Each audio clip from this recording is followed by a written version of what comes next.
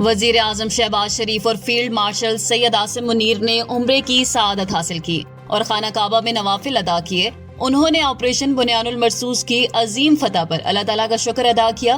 وزیر اعظم نے ملکی معیشت اور عوامی فلاح کے لیے کی گئی حالیہ کامیابیوں پر بھی شکر ادا کیا اور ملک کی ترقی و خوشحالی کے لیے دعائیں کی۔ امت مسلمہ خصوصاً کشمیری اور فلسطینی مسلمانوں کے لیے خصوصی دعا کی گئی۔ وزیر اعظم کے ہمراہ نائب وزیر اعظم اسحاق ڈار، وزیر داخلہ محسن نقوی اور وزیر اطلاعات عطا اللہ تارڑ بھی وفد کا حصہ تھے۔ سعودی عرب کی وزارت شماریات کے مطابق رواں سال 16,73,230 عازمین نے فریضہ حج ادا کیا۔ ان میں سے 15,06,576 حجاج 171 ممالک سے تعلق رکھتے تھے، جبکہ سعودی عرب کے اندر سے 1,66,654 افراد نے حج کی سعادت حاصل کی۔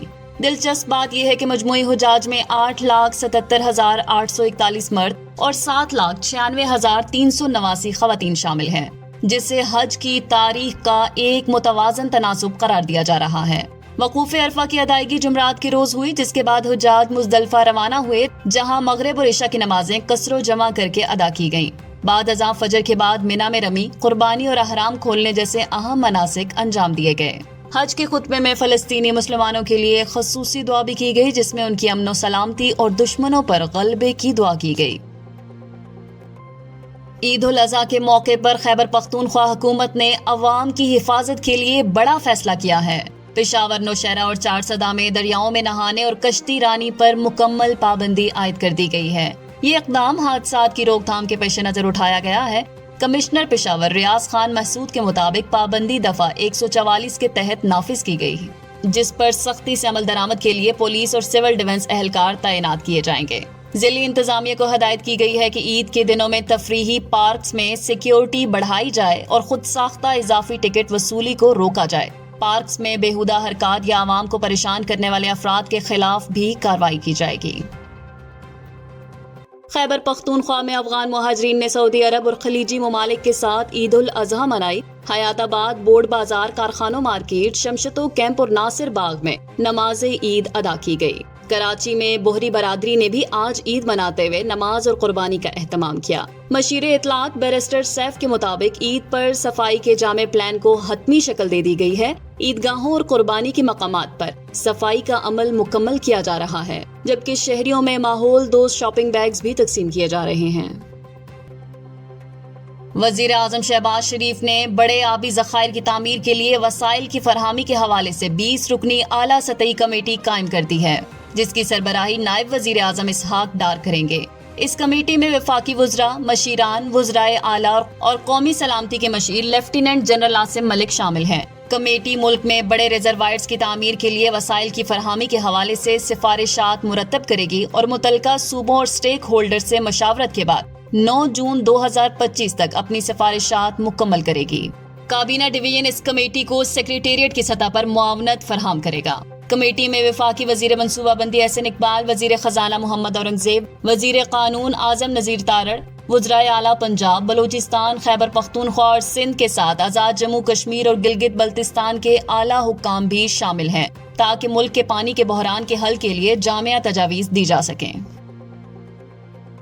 وفاقی حکومت نے بجٹ 2025-26 میں سرکاری ملازمین کے لیے ریلیف پیکیج تیار کرنا شروع کر دیا ہے۔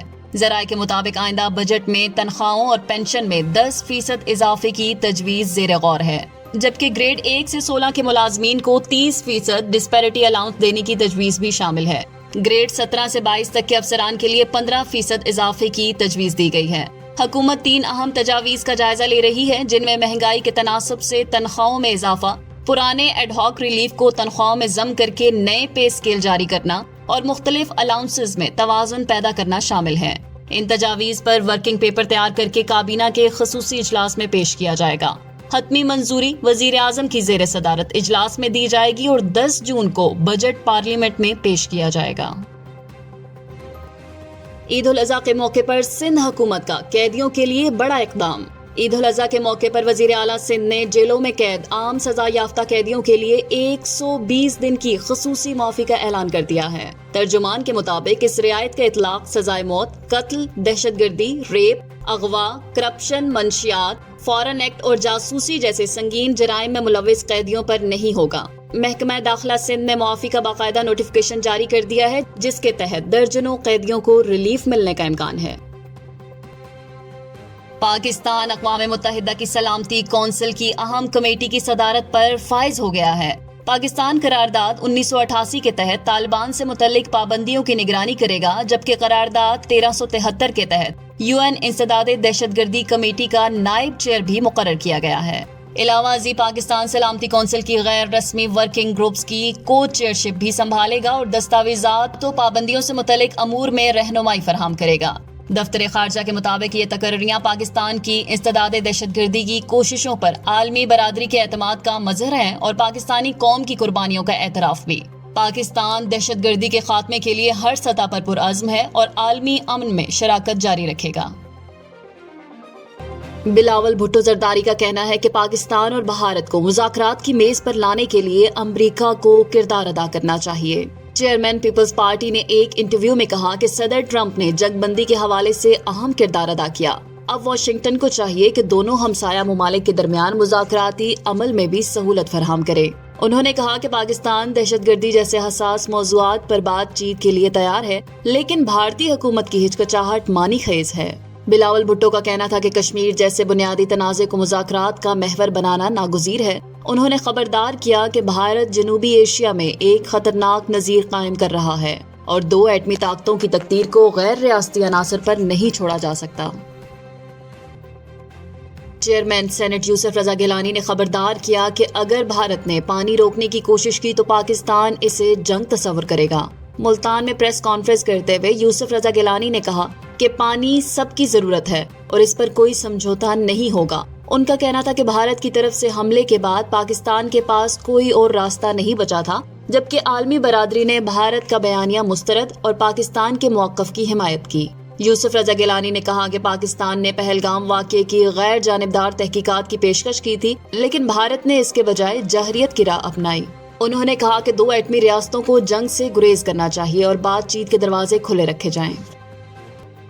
پنجاب میں عید الاضحیٰ کے دوران ہیٹ ویو کا خدشہ، 7 سے 12 جون تک درجہ حرارت غیر معمولی حد تک بڑھنے کا امکان ہے۔ صوبائی ڈیزاسٹر مینجمنٹ اتھارٹی پنجاب نے عید الاضحیٰ کے موقع پر ممکنہ ہیٹ ویو کے خطرے کے پیش نظر صوبے بھر میں الرٹ جاری کر دیا ہے۔